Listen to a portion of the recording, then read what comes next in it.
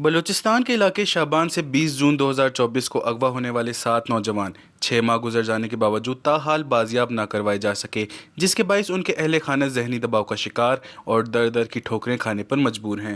آج سے تقریباً 6 ماہ قبل پنجاب سے تعلق رکھنے والے 10 افراد کو شابان کے علاقے سے پکنک مناتے ہوئے کالعدم تنظیم کی جانب سے اغوا کر لیا گیا تھا۔ بعد ازاں جن میں سے 3 افراد کو کالعدم تنظیم کی جانب سے از خود رہا کر دیا گیا، جبکہ بقایا 7 افراد تاحال زیر حراست ہیں۔ کالعدم تنظیم نے ان افراد کی رہائی کو بلوچ قیدیوں کے تبادلے سے مشروط کیا تھا، تاہم حکومتی حکام کی جانب سے اس معاملے میں کوئی پیش رفت نہیں ہو سکی ہے۔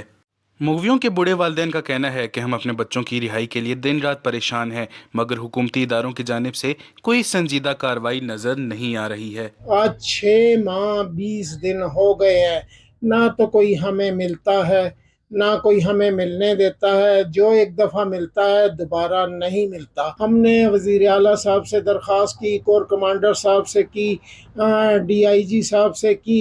وزیر اعلیٰ صاحب نے بہت مہربانی کی کہ 2 دفعہ ہمیں ملاقات کا ٹائم دیا، اور اس کے بعد آخری ملاقات میں علی مدد جتک صاحب بھی بیٹھے تھے اور 5-6 وزیر بیٹھے ہوئے تھے، ہم بھی ساتھ بیٹھے تھے۔ تو ان سرفراز بگٹی صاحب نے کہا کہ جی میرے بس میں نہیں ہے، میں نہیں کچھ کر سکتا۔ اگر یہ ہمارے 6 بچوں کا ایکشن حکومت لیتی تو آج یہ اسٹیشن پہ دھماکے نہ ہوتے، آج یہ مصور جو ہے اغوا نہ ہوتے ہیں۔ آپ ہمارے گھر میں جا کے دیکھیں کیسے قیامت برپا ہے۔ ہم جا کے کیسے اپنی بہنوں کو، اپنی ماؤں کو، اپنی بہوؤں کو بتائیں کہ وہ روز رات کو پوچھتی ہیں کیا بنا چاچو، کیا بنا بابا، کیا بنا۔ ہم کدھر جائیں، ہم غریب آدمی ہیں سر۔ ہم سی ایم کے پاس گئے، انہوں نے صاف ہمیں ریڈ بولا کہ یہ بہت خطرناک لوگ ہیں۔ ہم ان سے بھی ہاتھ جوڑ کر بنتی کرتے ہیں کہ ہمارے بچے مزدور ہیں، ان کو چھوڑ دیا جائے۔ انہوں نے 7 قیدی مانگے ہیں کہ ان کی جگہ پہ ہمیں 7 قیدی دیں تو ہم آپ کے بچوں کو رہا کریں گے۔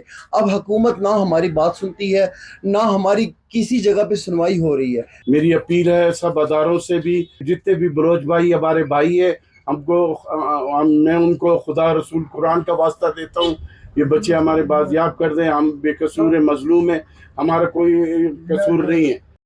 مغویوں کے اہل خانہ کا حکومتی اور عسکری اداروں سے مطالبہ ہے کہ وہ کالعدم تنظیم کے ساتھ مذاکرات اور مغویوں کی محفوظ واپسی کے لیے عملی اقدامات کریں۔